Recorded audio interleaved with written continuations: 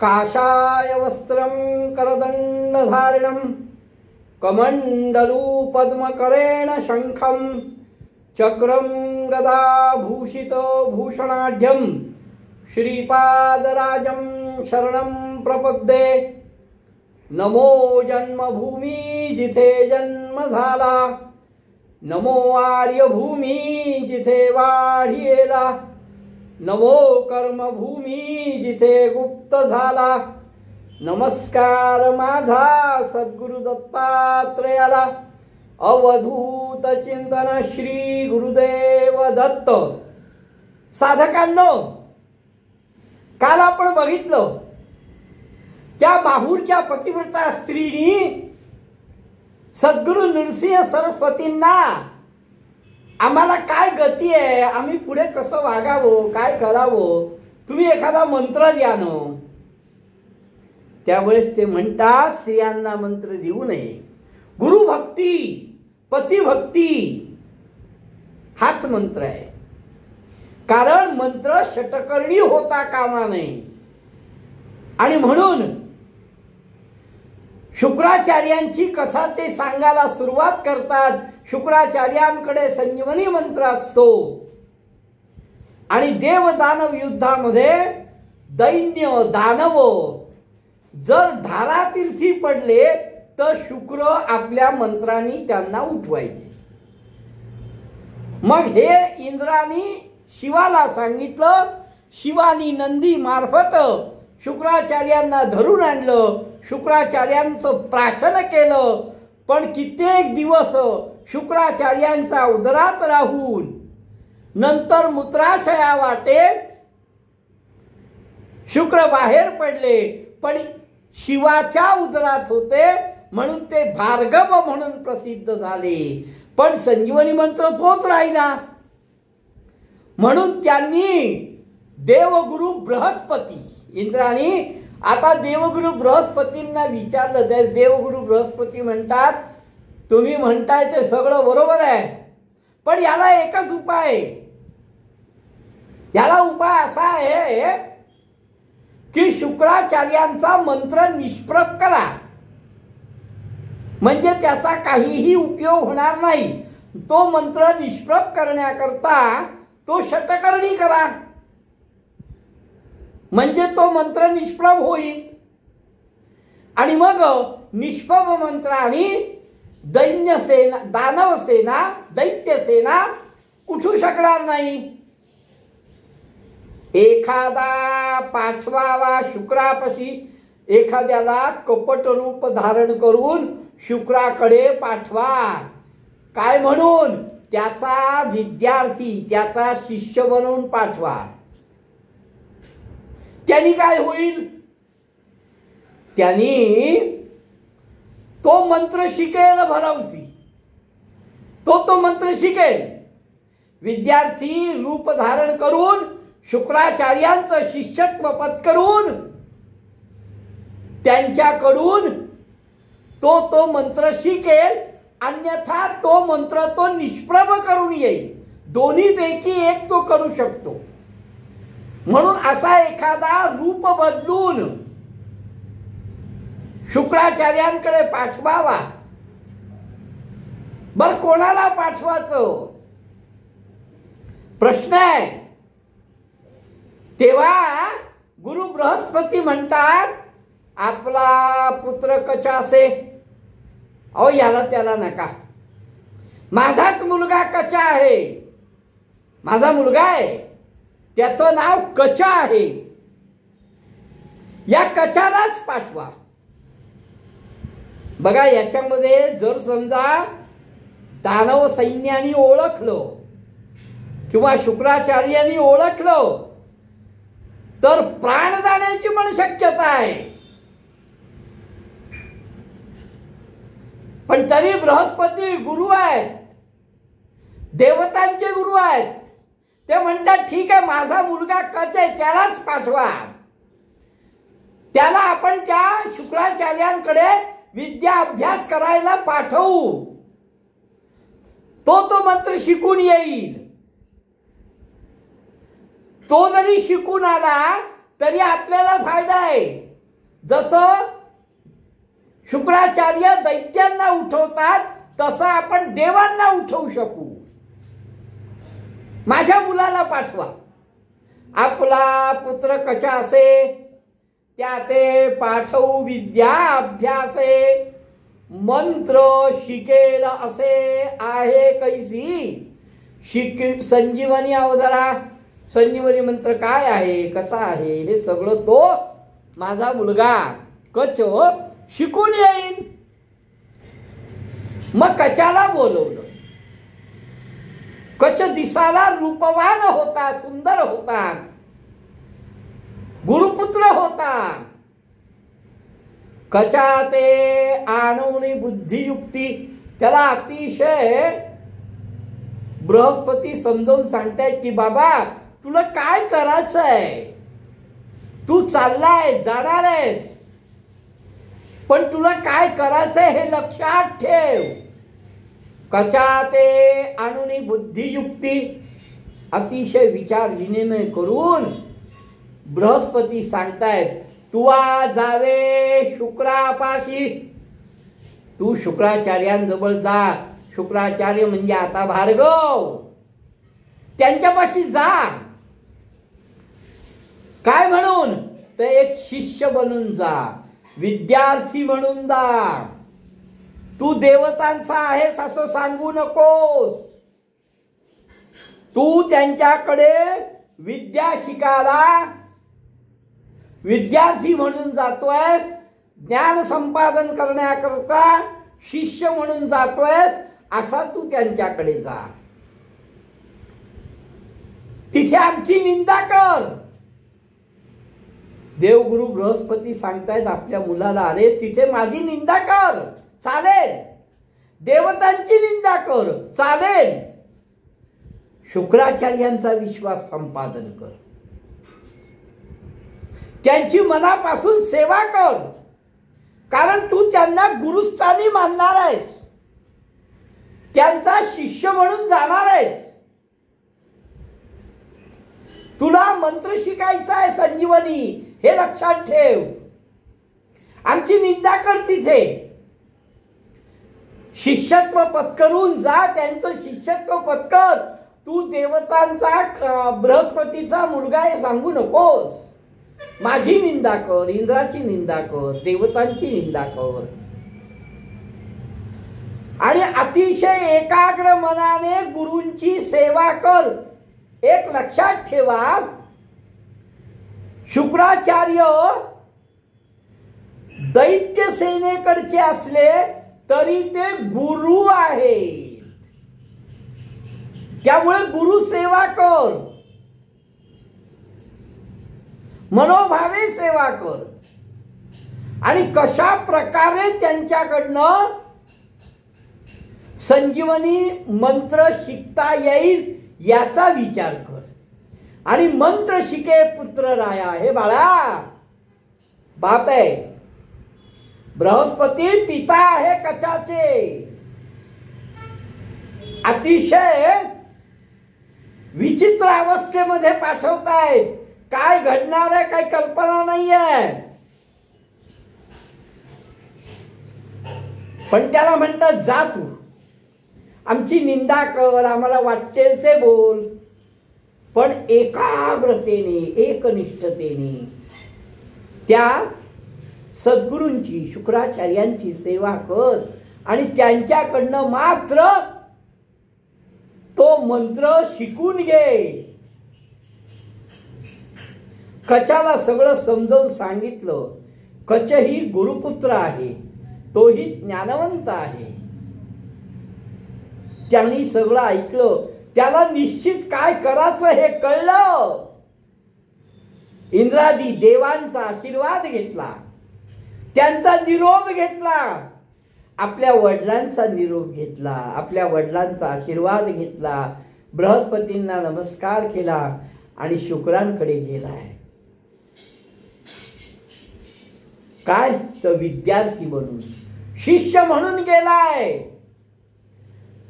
देवतांचा, गुरूंचा, आपल्या पित्याचा सगळ्यांचा निरोप घेतला, सगळ्यांना वंदन करून कच आता शुक्राचार्यांच्या आश्रमामध्ये आलाय. शुक्राचार्य बसलेले आहेत. कचानी त्यांना नमन केलं, नमस्कार केला. गुरुदेव, त्यांची स्तुती केली आणि त्यांच्या समोर अतिशय करुण अवस्थेमध्ये उभा राहिला. कच गेला, शुक्राचार्यांसमोर उभा राहिला. अतिशय करुण अवस्था चेहऱ्यावर आहे. नमस्कार केला आहे आणि शांतपणे उभा राहिलाय. शुक्राचार्यांनी त्याच्याकडे बघितलं. काही काळ शुक्राचार्यांनी विचार केला आणि शुक्राचार्य त्याला म्हणतात, कोण, कुठला, कोण तू, कुठला, कुठून आलास, कशाला आलास? शुक्राचार्य विचारतायत, कोण आहेस तू? एवढा सुस्वरूप, एवढा करुण, असा दिनवाणी माझ्याकडे आलेला आहेस, तर तू कोण आहेस? शेवटी शुक्राचार्य हे सुद्धा गुरु आहे, ते लक्षात ठेवा. ते त्याच पद्धतीने बोलणार. दैत्यांचे जरी असले तरी ते गुरु आहेत. ते म्हणतात, अरे बाळा, तू कुठला, काय, कशा करता आलायस? माझ्याकडे येण्याचं प्रयोजन काय? मुळात तुझं नाव काय? तू कोणाचा कोण? मला जरा तुझी सविस्तर माहिती सांग. त्यावेळेस कच म्हणतो, बोले आपण द्विजकुमार. सांगितलं नाही मी बृहस्पतीचा मुलगा आहे, सांगितलं नाही मी देवतांकडनं आलो आहे. काय म्हणतोय? मी द्विज म्हणजे ब्राह्मण पुत्र आहे. मी एक ब्राह्मण पुत्र आहे, ब्राह्मणाचा मुलगा आहे. बर काय, तर तुमची कीर्ती खूप ऐकली हो, तुमच्याबद्दल प्रचंड ऐकलं. तुमच्याकडे काय संजीवनी मंत्र आहे तो ऐकला. तुम्ही दानवांना उठवता, देवतांची युद्ध करायला लावता. युद्धामध्ये दानव नामोहरम झाले तर त्यांना परत तुम्ही संजीवन करता आणि युद्धाला पाठवता. ही तुमची सगळी कीर्ती मी ऐकली. मी ब्राह्मण कुमार आहे. तुमची कीर्ती ऐकली, मला खूप प्रसन्नता वाटली आणि मग माझ्या मनाने ठरवलं, काय, विद्याभ्यासीन मनोहर, तुमच्या जवळ बसून, तुमची सेवा करून तुमच्याकडनं विद्याभ्यास शिकीन. हात जोडून अतिशय विनम्रतेने बोलतोय. हा कोण आहे माहिती आहे ना? हा बृहस्पतींचा मुलगा आहे. बृहस्पती म्हणजे देवांचे गुरु, त्यांचा मुलगा दानवांच्या गुरूंसमोर उभा आहे. आपली ओळख लपवतोय, आपली ओळख सांगतोय की मी एक ब्राह्मण पुत्र आहे. तुमची प्रचंड कीर्ती ऐकली आहे, तुम्ही ज्ञानवंत, तपवंत. ही थोडक्यात तो शुक्राचार्यांची स्तुती करतोय आणि म्हणतोय की मला तुमचं शिष्यत्व पाहिजे आणि म्हणून मी तुमच्यापाशी आलोय. बघा, माझ्यावर कृपा करा, मला तुमचं शिष्यत्व द्या, मी तुमची सेवा करीन, विद्याभ्यास शिकीन आणि हे सगळं मनामध्ये ठेवून मी तुमच्याकडे आलेलो आहे. तुमच्या चरणाचा सेवक होईन. बरं, मी काय विनम्रता आहे, काय विनयशीलता आहे. आपल्याला काही प्राप्त करून घ्यायचं आहे, मग त्यांना गुरुस्थानी ठेवायचं आहे. मग त्या गुरु समोर विनम्रता कशी असावी हे कशाकडनं शिकावं? गुरुशी नतमस्तक कसं व्हावं? अहो हा स्वतः गुरुपुत्र आहे हो, पण तरीही शुक्राचार्यांना गुरु मानण्याकरता, गुरु करण्याकरता गेला. किती विनम्रता आहे, किती लीनता आहे. सेवक होईन तुमचे चरणी, तुमच्या चरणाचा सेवक होईल. मनामध्ये मी फक्त हीच इच्छा धरली आहे गुरुवर्य. हे कपट रूप आहे, पण तरीही त्याच्यामध्ये लीनता किती आहे बघा. अहो तुमच्या चरणाचा सेवक होईल ही मनामध्ये मी प्रचंड इच्छा बाळगली आहे. तुमच्या विषयी प्रचंड ऐकलेलं आहे, तुमची कीर्ती ऐकलेली आहे आणि तुमच्याचकडे विद्या अभ्यास शिकावा, तुमच्या चरणाचं सेवक व्हावं. तुम्ही भक्तवत्सल शिरोमणी आहात. काय स्तुती करतोय. अहो एवढंच काय, तुम्ही तर अनाथांचे प्रतिपादक आहात. अनाथ म्हणजे ज्यांना कोणीही नाही, त्या अनाथांचे तुम्ही प्रतिपालक आहात. शुक्राचार्यांना प्रसन्न करून घेण्याकरता कच अशी नाना प्रकारे त्यांची स्तुती करतोय. सेवक होईन तुमचे चरणी, आलो इच्छेशी धरुणी मनी. मनामध्ये इच्छा धरून आलोय, पण इच्छा त्याच्या मनामध्ये वेगळी आहे, सांगताना वेगळी सांगतोय. तू भक्तवत्सल शिरोमणी, अनाथांचा प्रतिपालक. हे सगळं कच बोलला. अतिशय विनम्रतेने हात जोडले आणि आता कच शुक्राचार्यांच्या उत्तराची वाट बघतोय की ते शिष्यत्व देणार की नाही. कारण शुक्राचार्यांनी जर शिष्यत्व दिलं नाही तर कचाला इथे थांबता येणार नाही. मग तो मंत्र निष्प्रभ कसा होईल, तो मंत्र कच शिकेल कसा. म्हणून कचाचं शुक्राचार्यांवर प्रभाव पडावा म्हणून तो अशा प्रकारे त्यांची स्तुती करून त्यांच्याकडनं होकार मिळावा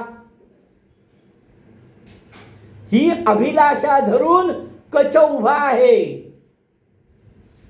बोलो न्यायसे कच वचन, विनवितसे कर जोडून, हात जोडून उभा आहे. तिचे कोण आहे? शुक्र कन्या जवळी येऊन, शुक्राची कन्या. हा देवगुरु बृहस्पतींचा पुत्र कच आणि शुक्राचार्यांची कन्या, तिचं नाव देवयानी. शुक्र कन्या जवळी येऊन, पितया लागी विनवित. वडिलांना सांगते आहे, बाबा याला शिष्यत्व द्या. बाबा हा चांगला ब्राह्मण दिसतोय, बघा तुमची किती स्तुती करतोय. हा खरोखर विनम्र दिसतोय, विवेकशील दिसतोय आणि हा खरोखर तुमची सेवा चांगली करू शकेल. ही देवयानी सांगते आहे. देवयानी कोण आहे? तर शुक्रांची पत्नी, शुक्रांची कन्या, शुक्राचार्यांची कन्या देवयानी ती सांगते आहे. पितयासी म्हणे देवयानी, विप्र भला असे नयनी. तो बघा डोळ्यांनी मला छान दिसतोय, चांगला आहे. हा खरोखर शिष्यत्व घेऊ शकतो. याते शिष्य करुणी, याला तुम्ही शिष्य करा, काही हरकत नाही. याला तुम्ही, आता ही कन्या बापाला सांगतेय याला शिष्य करा. शुक्राचार्य ज्ञानवंत आहेत बरं. अहो देवता दैत्यांचे ते गुरु असले तरी ते ज्ञानवंत आहेत, त्यांनी खरं ओळखलेलं आहे. पण मुलगी सांगते याला तुम्ही शिष्य करा आणि याला तुम्ही विद्या अभ्यास शिकवा, याला ज्ञानी करा. याचं बघा ना काय सुंदर दिसतोय हा मुलगा, अतिशय सुस्वरूप दिसतोय. कच होताच सुंदर, कच मुळात सुंदर होता आणि त्यात तो आता कपटवेश धारण करून आलाय, त्यामुळे तो आणखीन सुंदर दिसत होता. देवयानी म्हणते अहो तो इतका सुंदर दिसतोय जसा काही हा मदनच आहे, मदनाचं रूप असल्यासारखा आहे. कच सुंदर लक्षण, अतिशय सुंदर आहे. जैसा दिसे मदन देवयानी करी चिंतन, हा मदनासारखा दिसतोय आणि हाच माझा पती असावा, पती व्हावा ऐसा म्हणे असाच पती असावा. इतका सुंदर, इतका सुस्वरूप, मदनासारखा दिसतोय. जर समजा आता वडिलांनी मला विवाह तर करायचाच आहे, मग असा पती असेल तर काय वाईट आहे. मग वडिलांनी याला जर शिष्यत्व दिलं, देवयानी हा विचार करते, वडिलांनी जर याला शिष्यत्व दिलं तर हा इथेच राहील, वडिलांची सेवा करेल आणि कालांतराने याच्याशी आपण विवाह करू शकू. इतका सुंदर मुलगा आपल्याला, इतका सुंदर पती आपल्याला मिळणार आहे. कच सुंदर सुलक्षण जैसा दिसे की मदन देवयानी करी चिंतन ऐसा पती व्हावा म्हणे असाच पती व्हावा. इतका सुंदर दिसतोय अशी इच्छा तिने मनात धरली. तिने कचाला पाहिल्या पाहिल्या ती त्याच्या मोहात पडली आणि मग ती वडिलांना विनवून सांगते, शिष्य केला कच सगुणी. पित्याला तिने हे सगळं सांगितल्यानंतर शुक्राचार्य, कन्येवर त्यांचं प्रचंड प्रेम म्हणून शुक्राचार्यांनी कचाला शिष्यत्व बहाल केलं. ऐसी वासना धरुणी पीत याते विनवनी शिष्य केला काय सगुणी शुक्राचार्य विद्या सांगे. शुक्राचार्यांनी त्याला शिष्यत्व दिलं आणि त्याला वेदाभ्यास विद्या, शस्त्रविद्या, शास्त्रविद्या हे शिकवायला सुरुवात केली. आता पहिली पायरी तर कचानी ओलांडली आहे. पहिली पायरी काय तर शुक्राचार्यांकडे येऊन शिष्यत्व पत्करायचंय, त्यांचा विद्यार्थी म्हणून राहायचंय. बाकी नंतर आहे, पण प्रथमतः त्यांचा शिष्य व्हायचं, त्यांच्याकडे विद्या शिकायची आणि मग त्यांच्याकडनं संजीवनी मंत्र शिकून तो देवतांना शिकवायचा आहे. मग त्याच्याकरता गुरुची निष्ठा, गुरु आज्ञा पालन करून गुरु कृपा संपादन करायची आहे कचाला. आता शुक्राचार्य त्याचे गुरु झाले आहेत आणि या गुरूंकडनं विद्या ग्रहण करायची आहे. त्यामुळे त्यांचं शिष्यत्व पत्करल्यानंतर त्यांच्या इच्छेप्रमाणे राहायचंय. आपल्या मनातल्या इच्छा न सांगता त्यांची सेवा करायची आहे, ते सांगतील तसं ऐकायचं आहे, कारण पुढचा प्रकार मोठा आहे.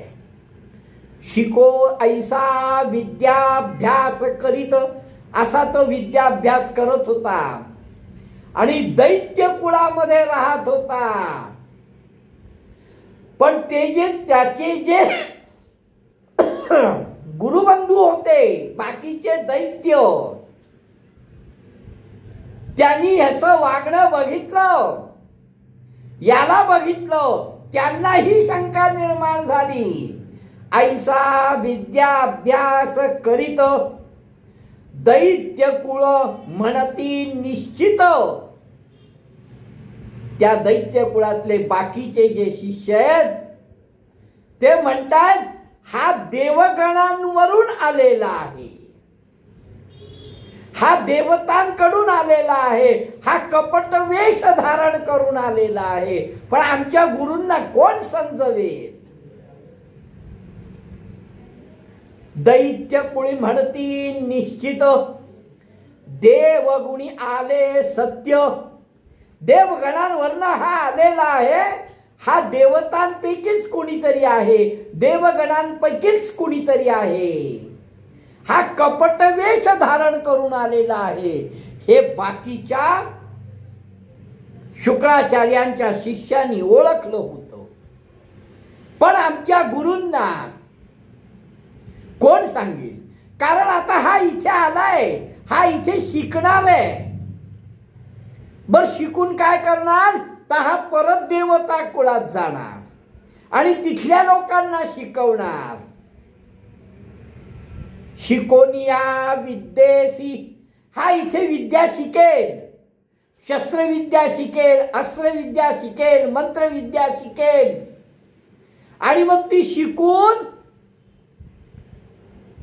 हा तिकडे जाऊन देवतांना शिकवेल. हे शुक्राचार्यांच्या सर्व शिष्यांनी ओळखलं होतं. शिकोनिया विद्येसी, विद्या शिकून जाऊन शिकविल देवांसी, इथे शिकून देवांना जाऊन शिकेल. कुडे होईल आम्हासी, मग त्याचा आम्हाला त्रास होणार हो. आमच्या गुरूंकडनं विद्या शिकून हा तिथे जाऊन विद्या शिकणार, त्याचा आम्हाला त्रास निश्चित होणार, यात शंका नाही. आणि त्यामुळे सर्व शुक्राचार्यांचे सर्व शिष्य वर्ग चिंतातुर झाले आहेत. गुरूंना बोलू शकत नाही, गुरूंना सांगू शकत नाही. आमच्या गुरूंनी याला ठेवलाय, याला शिष्यत्व बहाल केलंय, कसं काय सांगावं गुरूंना की अहो हा देवतेकडनं आलेला आहे. ऐका हो गुरु महाराज, याला शिष्यत्व नका देऊ, नाही सांगू शकत. आणि गुरुला सर्व समान आहेत. गुरु सगळ्यांकडे समान दृष्टीने बघतोय, त्यामुळे आमचे गुरु याच्याकडेही प्रेमभावानेच बघणार आहेत. कारण ते गुरु आहेत, ते तत्व आहे. काय करावं, याला काहीतरी ठोस उपाय केला पाहिजे. आमच्या गुरूंना हे कळलं पाहिजे. आमच्या गुरूंनी याच्यावर काहीतरी मार्ग काढला पाहिजे, नाहीतर अघटित घडणार आहे. काय अघटित घडेल, तर आमची सगळी विद्या ही देवतांकडे जाईल. हा निश्चित देवगणातनं आलेला आहे, याच्या त्या शिष्य परिवाराला ठाम विश्वास होता. मग काय करतात ते शिष्य, कच तिथे थांबतो का, कचाचं उद्दिष्ट पूर्ण होतं का. कचाचंच म्हणजे पर्यायाने इंद्राचं, बृहस्पतींचं, देवतांचं जे उद्दिष्ट आहे की यांचा मंत्र निष्प्रभ करायचा आहे, किंवा यांचा मंत्र शिकायचा आहे, हे जे कचाचं, बृहस्पतीचं आणि इंद्राचं उद्दिष्ट आहे ते साध्य होतं का? कच शिकतो का कच तिथून निघून जातो? काय होतं हे आपण उद्या बघू. अवधूत चिंतन श्री गुरुदेव दत्त.